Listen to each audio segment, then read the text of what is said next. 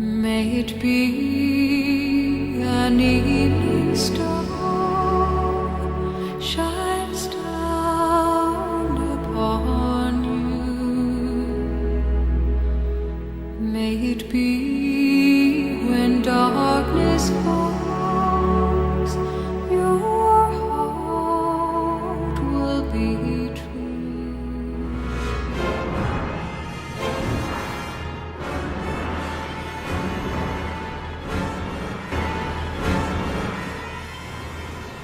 Vieram da crosta há muito tempo?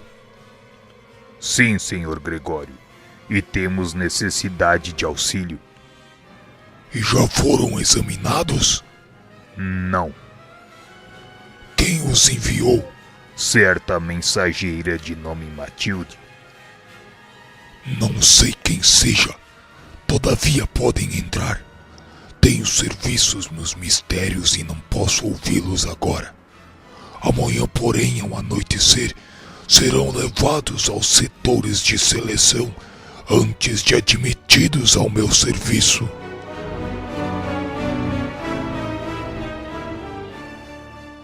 Gregório não falou mais nada. Entregues a um servidor de fisionomia desagradável, demandamos porão escuro, e confesso que acompanhei Gúbio e Eloy de alma conturbada por receio absorvente e indefinível.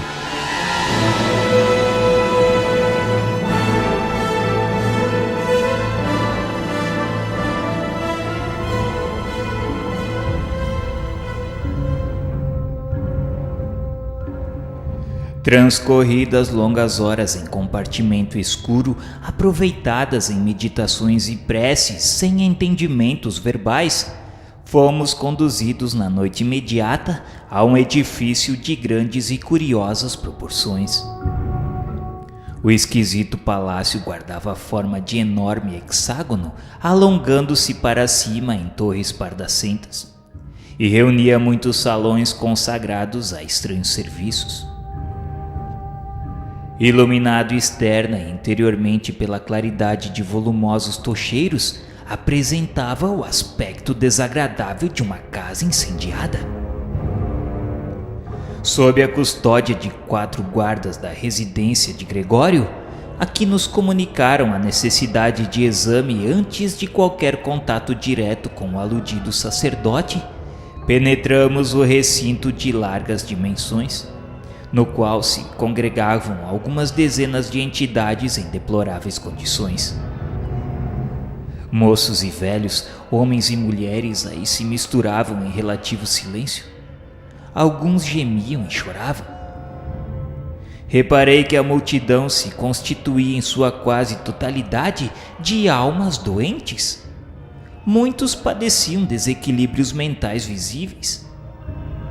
Observei-lhes impressionado o aspecto enfermiço. O perispírito de todos os que aí se enclausuravam, pacientes e espectadores, mostrava a mesma opacidade do corpo físico.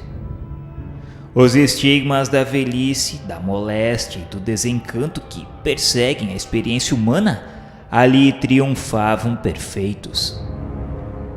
O medo controlava os mais desesperados, porque o silêncio caía abafante, embora a inquietação que transparecia de todos os rostos. Alguns servidores da casa, em trajes característicos, separavam por grupos vários as pessoas desencarnadas que entrariam naquele momento em seleção para julgamento oportuno. Discretamente, Gúbio elucidou-nos. Presenciaremos uma cerimônia semanal dos juízes implacáveis que vivem sediados aqui, André. A operação seletiva realiza-se com base nas irradiações de cada um. Os guardas que vemos em trabalho de escolha, compondo grupos diversos, são técnicos especializados na identificação de males numerosos através das cores que caracterizam o halo dos espíritos ignorantes, perversos e desequilibrados. A divisão para facilitar o serviço judiciário é por isto mesmo das mais completas.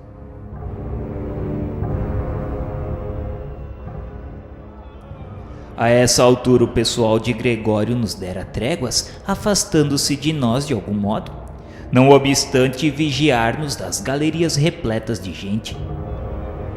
Respeitado nosso trio pelos selecionadores que não nos alteraram a união, situávamos agora no campo das vítimas. Senhor Gúbio, todas estas entidades vieram constrangidas conforme sucedeu conosco. Há espíritos satânicos recordando as oleografias religiosas da crosta, disputando as almas no leito de morte. Sim, André. Cada mente vive na companhia que elege. Semelhante princípio prevalece para quem respira no corpo denso ou fora dele. É imperioso reconhecer, porém, que a maioria das almas asiladas nesse sítio vieram ter aqui obedecendo a forças de atração. Incapazes de perceber a presença dos benfeitores espirituais que militam entre os homens encarnados em tarefas de renunciação e benevolência, em vista do baixo teor vibratório em que se precipitaram através de delitos reiterados, da ociosidade impenitente ou da liberada cristalização no erro, não encontram senão o manto das sombras em que se envolveram e, desvairadas, sozinhas, procuraram as criaturas desencarnadas que com elas se afinam, agregando-se naturalmente a este imenso cortiço com toda a bagagem de paixões destruidoras que lhes marcam a estrada. Aportando aqui, sofrem, porém, a vigilância de inteligências poderosas e endurecidas que imperam ditatoriamente nestas regiões, onde os frutos amargos da maldade e da indiferença enchem o celeiro dos corações desprevenidos e maliciosos. Por que motivo confere o Senhor atribuições de julgadores a espíritos despóticos? Por que estará a justiça nesta cidade estranha em mãos de príncipes diabólicos? Quem se atreveria a nomear um anjo de amor para exercer o papel de carrasco? Ao demais, como acontece na crosta planetária, cada posição além da morte é ocupada por aquele que a deseja e procura. Vagueei o olhar em derredor e confrangeu-se-me toda a alma. Na comunidade das vítimas arrebanhadas aos magotes, como se fossem animais raros para uma festa, predominavam a humildade e a aflição. Mas entre as sentinelas que nos rodeavam, a peçonha da ironia transbordava. Palavrões eram desferidos desrespeitosamente a esmo. À frente de vasta tribuna vazia e sob as galerias laterais abarrotadas de povo, compacta multidão se amontoava irreverente. Alguns minutos decorreram, desagradáveis e pesados, quando o absorvente vozerio se fez ouvido. Os que se denominavam sacerdotes da justiça, os magistrados, estavam entrando ali. Procurei a paisagem exterior curiosamente, tanto quanto me era possível, e vi que funcionários rigorosamente trajados à moda dos lictores da Roma Antiga, carregando a simbólica machadinha, conhecida por faces, ao ombro, avançavam, ladeados por servidores que sobraçavam grandes tochas a lhes clarearem o caminho. Penetraram o átrio em passos rítmicos, e depois dele 7 andores sustentados por dignatários diversos daquela corte brutalizada traziam os juízes esquisitamente ataviados. Que solenidade religiosa era aquela? As poltronas suspensas eram em tudo idêntica à sédia gestatória das cerimônias papalinas. Varando agora o recinto, os lictores passaram o instrumento simbólico às mãos e alinharam-se corretos perante a tribuna espaçosa, sobre a qual resplandecia alarmante facho de luz. Os julgadores, por sua vez, desceram pomposos dos tronos içados e tomaram assento numa espécie de nicho a salientar-se de cima, inspirando silêncio e temor, porque a turba inconsciente em redor calou-se de súbito. Tambores variados rufaram como se estivéssemos numa parada militar em grande estilo, e uma composição musical semi-selvagem acompanhou-lhes o ritmo, torturando-nos a sensibilidade. Terminado aquele ruído, um dos julgadores se levantou e dirigiu-se à massa aproximadamente nestes termos: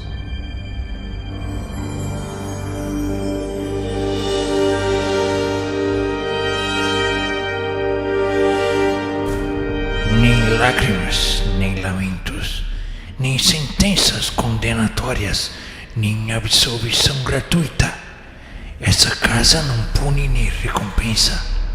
A morte é caminho para a justiça. Escusado qualquer recurso à compaixão entre criminosos. Não somos distribuidores de sofrimento, e sim mordomos do governo do mundo. Nossa função é a de selecionar delinquentes, a fim de que as penas lavradas pelas vontades de cada um sejam devidamente aplicadas em lugar e tempo justos. Quem abriu a boca para vilipendiar e ferir, prepare-se a receber de retorno as forças tremendas que desencadeou através da palavra envenenada. Quem abrigou a calúnia suportará os gênios infelizes aos quais confiou os ouvidos. Quem desviou a visão para o ódio e para a desordem, descubra novas energias para contemplar os resultados do desequilíbrio a que se consagrou espontaneamente. Quem utilizou as mãos em sementeiras de malícia, discórdias, inveja, ciúme e perturbação deliberada, organize resistência para a colheita de espinhos. Quem centralizou os sentidos no abuso de faculdades sagradas, espere doravante necessidades enlouquecedoras, porque as paixões envilecentes mantidas pela alma no corpo físico explodem aqui dolorosas e arrasadoras. A represa por longo tempo guarda micróbios e monstros segredados à distância no curso tranquilo das águas. Todavia chega um momento em que a tempestade ou a decadência surpreendem a obra vigorosa de alvenaria, e as formas repelentes liberadas se espalham e crescem em toda a extensão da corrente. Seguidores do vício e do crime, tremei! Condenados por vós mesmos, conservais a mente prisioneira nas mais baixas forças da vida, à maneira do batráquio encarcerado no visco do pântano, ao qual se habituou no transcurso dos séculos.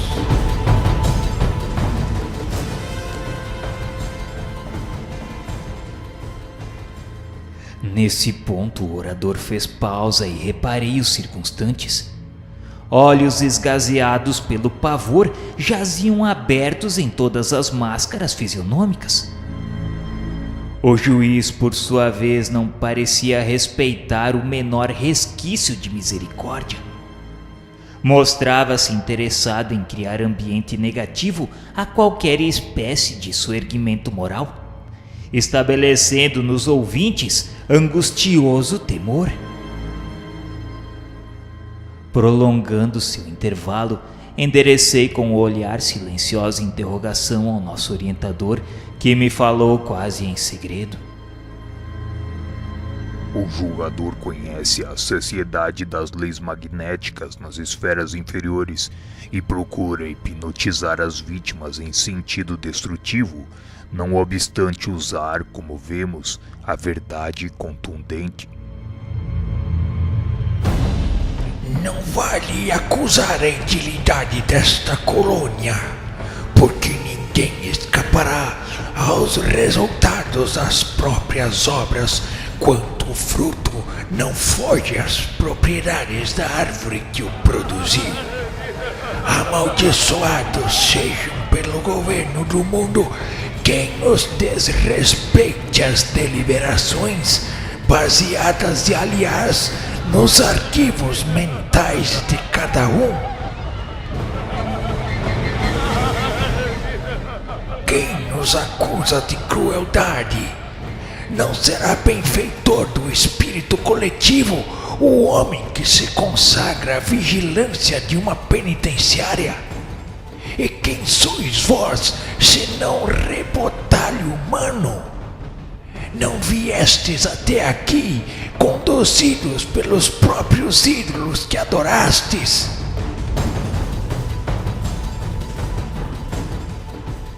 Nesse momento, convulsivo choro invadiu a muitos.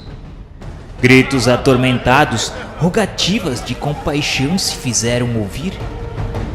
Muitos se prosternaram de joelhos. Imensa dor generalizara-se.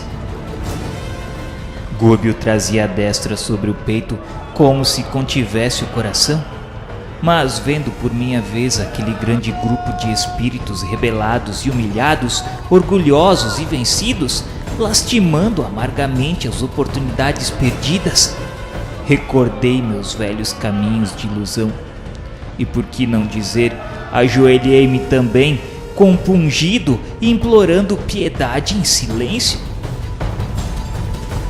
Exasperado, o julgador bradou colérico: Perdão, quando desculpaste sinceramente os companheiros da estrada, onde está o juiz reto que possa exercer impune a misericórdia?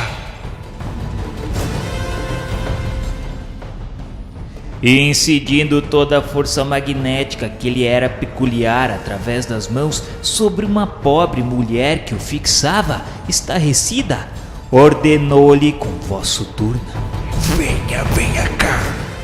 Com expressão de sonâmbula, a infeliz obedeceu à ordem, destacando-se da multidão e colocando-se embaixo sob os raios positivos da atenção dele. Confesse. A desventurada senhora bateu no peito, dando-nos a impressão de que rezava o confiteor, e gritou lacrimosa pedindo perdão. E como se estivesse sob a ação de droga misteriosa que a obrigasse a desnudar o íntimo, diante de nós falou em alta voz que tinha matado os 4 filhinhos inocentes e pequenos. Havia combinado o assassínio com o seu intolerável esposo. Confessava ela que aquele crime era um monstro vivo, pois perseguiu-a durante toda a sua vida. E quanto mais tentava fugir através de todos os recursos, era em vão, pois por mais que buscasse afogar o infortúnio em bebidas de prazer, mais se chafurdava no charco dela mesma. E de repente, parecendo sofrer a interferência de lembranças menos dignas, clamou, pedindo vinho e prazer. Em vigorosa demonstração de poder, afirmou triunfante o magistrado: Como libertar semelhante fera humana ao preço de rogativas e lágrimas? Em seguida, fixando sobre ela as irradiações que lhe emanavam do temível olhar, asseverou peremptório: A sentença coisa foi lavrada por si mesma, não passa de uma loba, de uma loba, de uma loba. À medida que repetia a afirmação, qual se procurasse persuadi-la a sentir-se na condição do irracional mencionado, notei que a mulher profundamente influenciável modificava a expressão fisionômica.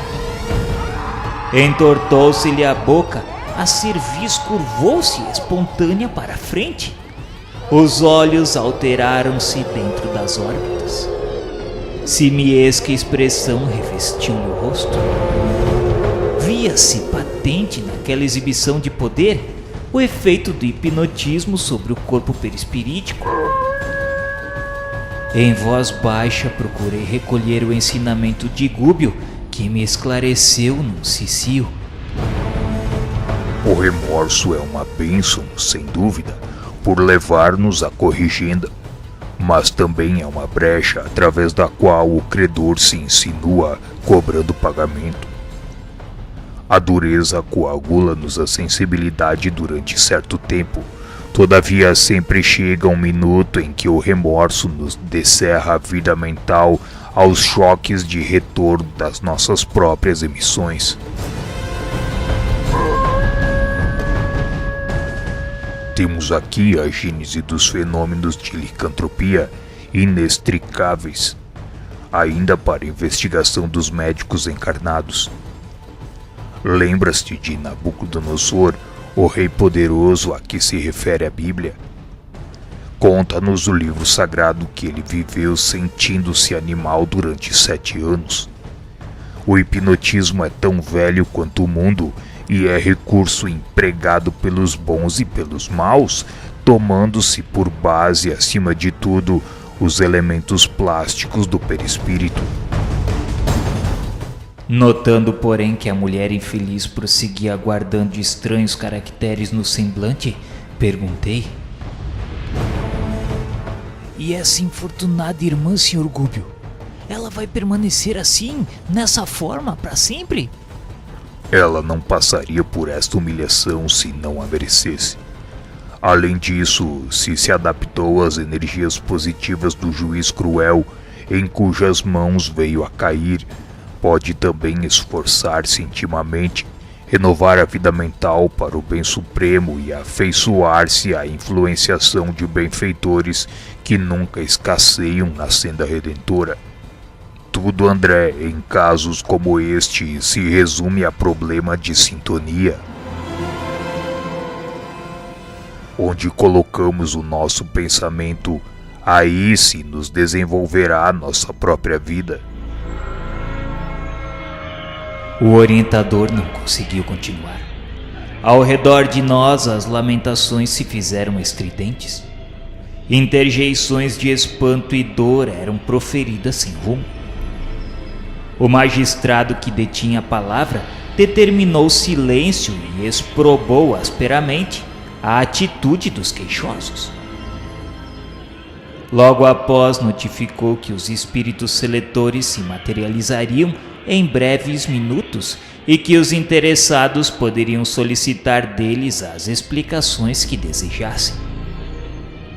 Concomitantemente, ergueu as mãos em mímica reverencial e, fazendo-nos sentir que presidia ao estranho cenáculo, fez uma invocação em alta voz, denunciando nos gestos a condição de respeitável hierofante em grande solenidade. Silêncio! Silêncio para que os seletores possam se materializar. Terminada que foi a alocução, vasto lençol nebuloso, semelhante a uma nuvem móvel, apareceu na tribuna que se mantinha até então despovoada. E pouco a pouco, diante de nossos olhos assombrados, 3 entidades tomaram forma perfeitamente humana, apresentando uma delas a que no porte guardava maior autoridade hierárquica, pequeno instrumento cristalino nas mãos. Trajavam túnicas de curiosa e indefinível substância em amarelo vivo e revestiam-se de halo afogueado, não brilhante. Essa auréola, mais acentuadamente viva em volta da fronte, desferia radiações perturbadoras que recordavam a esbraseada expressão do ferro incandescido. Ambos os acólitos da personalidade central do trio tomaram folhas de apontamentos num cofre vizinho e, ladeando-a, desceram até nós em silêncio.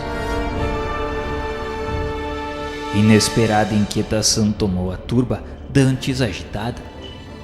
Ainda não sei de que recôndita organização provinham tais funcionários espirituais. No entanto, reparei que o chefe da expedição tríplice mostrava infinita melancolia na tela fisionômica. Alçou ele o instrumento cristalino à frente do primeiro grupo, formado de 14 homens e mulheres de vários tipos. Efetuou observações que não pude acompanhar e disse algo aos companheiros que se dispuseram à anotação imediata. Antes, porém, que se retirasse, 2 membros do conjunto avançaram implorando socorro. O primeiro suplicava por justiça, pois estava sendo punido sem culpa. Segundo ele, havia sido homem de pensamentos e letras quando encarnado. Questionava o porquê de estar sendo julgado junto com os avarentos. Suplicou de que, se o seu julgamento era justo e igualitário, ele deveria ser liberado e absolvido.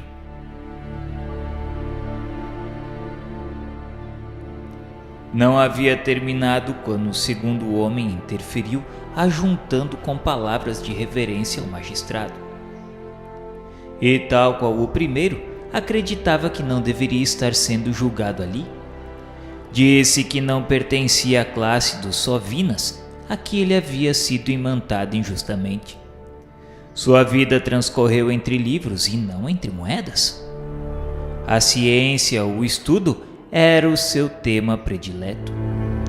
E questionava se o intelectual poderia equiparar-se ao usurário. O dirigente da seleção mostrou reservada piedade no semblante calmo e o elucidou que o egoísmo cristalizante era o que caracterizava a todos. Perguntou, já que havia sido homem de letras, o que ele havia feito com todo o conhecimento recebido, pois o seu tom vibratório demonstrava avareza sarcástica. O homem que ajunta letras e livros, teorias e valores científicos sem distribuí-los a benefícios dos outros é irmão infortunado daquele que amontoa moedas e apólices, títulos e objetos preciosos sem ajudar ninguém. Por isso o mesmo prato lhe servia na balança da vida. Ao lado, um circunstante comovedoramente pediu piedade por amor a Deus, e o explicador, sem alterar-se, afiançou de que justamente aquela casa era de justiça em nome do governo do mundo. E impassível, embora visivelmente amargurado, pôs-se em marcha. Auscultava agora uma formação de 8 pessoas, todavia, enquanto se comunicava com os assessores acerca das observações recolhidas, um cavalheiro de faces macilentas exclamou com enorme fúria sobre o que ocorria naquele recinto, pois estava localizado entre os caluniadores confessos, quando havia desempenhado o verdadeiro papel de homem honrado. Esclareceu que nunca havia traído as obrigações sociais, tinha sido correto e digno, chefe de família exemplar, e não obstante aposentado desde cedo, sempre cumpriu todos os deveres do mundo. E com acento colérico, pedia quem era o acusador, quem o acusava. E mais uma vez o selecionador elucidou sereno de que a condenação transparecia dele mesmo. Ele havia caluniado o próprio corpo, inventando para ele impedimentos e enfermidades que só existiam na sua imaginação, interessada na fuga ao trabalho benéfico e salvador. Ele havia debitado aos órgãos robustos deficiências e moléstias deploráveis, tão somente no propósito de conquistar repouso prematuro. E por buscar, conseguiu o que almejava. Dessa forma empenhou amigos, subornou consciências delituosas e obteve o descanso remunerado durante 40 anos de experiência terrestre em que outra ação não desenvolveu a não ser dormir e conversar sem proveito. Por isso era natural e razoável que o seu círculo vital se identificasse ao de quantos se mergulhavam no pântano da calúnia criminosa. O infeliz não teve forças para a tréplica. Submeteu-se em lágrimas à argumentação ouvida e retomou o lugar que lhe competia. Alcançando o terceiro grupo constituído de mulheres diversas, mal havia aplicado o singular instrumento ao campo vibratório que lhes dizia respeito, foi o mensageiro abordado por uma senhora pavorosamente desfigurada que lhe lançou em rosto atrozes queixas. Em pranto copioso, inquiriu a mulher o porquê de tanta humilhação. Segundo ela, havia sido dona de uma casa que a havia enchido de trabalho e retornou ao plano espiritual rodeada de especiais considerações, naturalmente devidas ao seu estado social. Questionava então o porquê de estar entre as mulheres sem pudor, porque ela, mulher de nobre procedência, estava junto das meretrizes. Forte crise de soluços embargou-lhe a voz. O selecionador, no entanto, dentro de uma calma que mais se avizinhava da frieza, declarou sem rebolsos que estava ali, numa esfera onde o equívoco se fazia mais difícil. Pediu para ela consultar a sua própria consciência. Teria sido realmente a padroeira de um lar respeitável como julgava, pois o seu teor vibratório asseverava que as suas energias santificantes de mulher, em maior parte, foram desprezadas. Seus arquivos mentais se reportavam a desregramentos emotivos em cuja extinção gastou longo tempo. E o que tudo parecia, o altar doméstico não foi bem o seu lugar. A senhora gritou, gesticulou, protestou, mas os selecionadores prosseguiram na tarefa que se impunham. Ao nosso lado aplicou o instrumento em que se salientavam pequeninos espelhos e falou para os seus auxiliares, definindo-nos a posição. Éramos entidades neutras. Ele fixou-nos com penetrante fulguração de olhar, como se nos surpreendesse as intenções mais profundas, e passou adiante. Instado por mim, Gúbio esclareceu.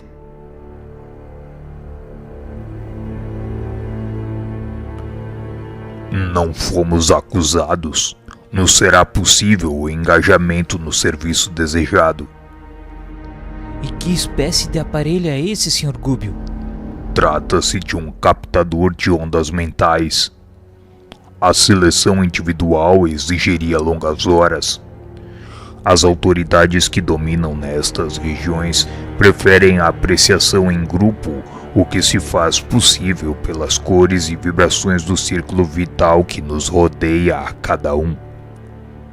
E por que nos considerou neutros? O instrumento não é suscetível de marcar a posição das mentes que já se transferiram para nossa esfera. É recurso para identificação de perispíritos desequilibrados e não atinge a zona superior. Mas por que se fala nesta casa em nome do governo do mundo? Não te esqueças, André, de que nos encontramos num plano de matéria algum tanto densa e não nos círculos de gloriosa santidade. Não ouvides a palavra evolução e recorda que os maiores crimes das civilizações terrestres foram cometidos em nome da divindade. Lembra-te quantas vezes no corpo físico notamos sentenças cruéis emitidas por espíritos ignorantes em nome de Deus.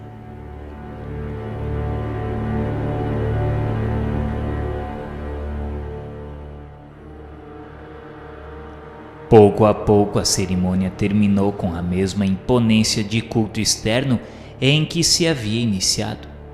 E sob a vigilância das sentinelas, tornamos ao ponto de origem, guardando inesperadas meditações e profundos pensamentos.